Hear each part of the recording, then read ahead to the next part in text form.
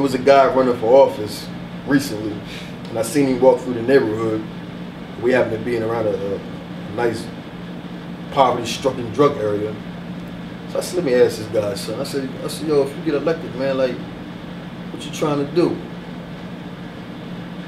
I ain't saying no names, you know. He said, well, I'm gonna try to get these sidewalks fixed.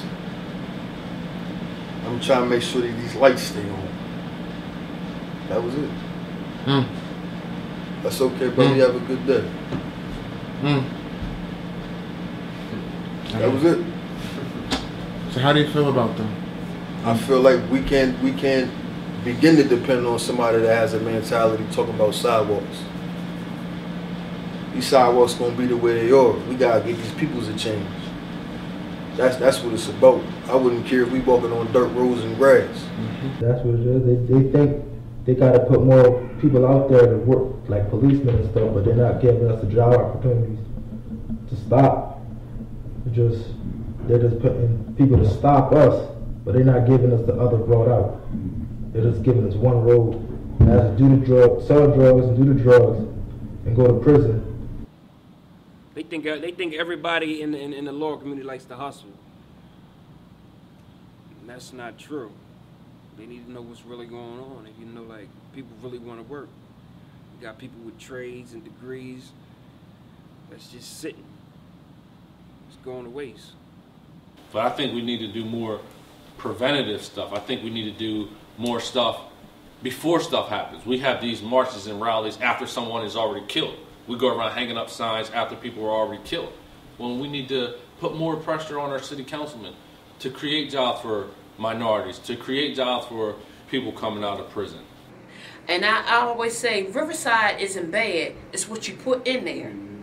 Now, the manager of WHA, if he was really concerned about what's going on in Riverside, he would do something.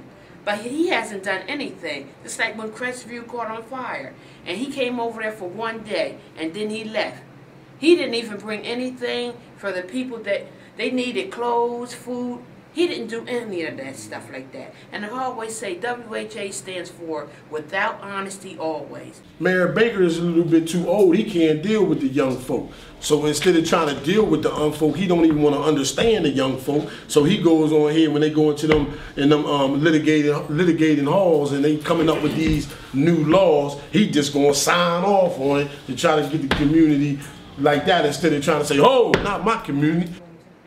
I mean, you go up there sometime and you complain about things and you be thinking they're going to do this and that and everything, and they in the back laughing at you the whole time, and you know, thinking they're going to write this down and give this to them and things going to be all right. But no, they don't do anything. And they think it's a joke, but it's not a joke, you know, until something happened to their family, and that's when they'll take it for real. The community leaders is basically invisible. Who are they? I don't even know who they are. Like literally. But sometimes in certain meetings, they don't want the word out because it's money involved. So they got mad at me and we did what we had to do, but hey, I said that you can't do that to the people in Southbridge, man. Just marginalize the people who don't own homes and people who do own homes. Because they already had a shot to do the right thing the first time, the second time, the third time, the fourth. How many times it's going to be before there's a real change that people can see instead of just the change that we talk about?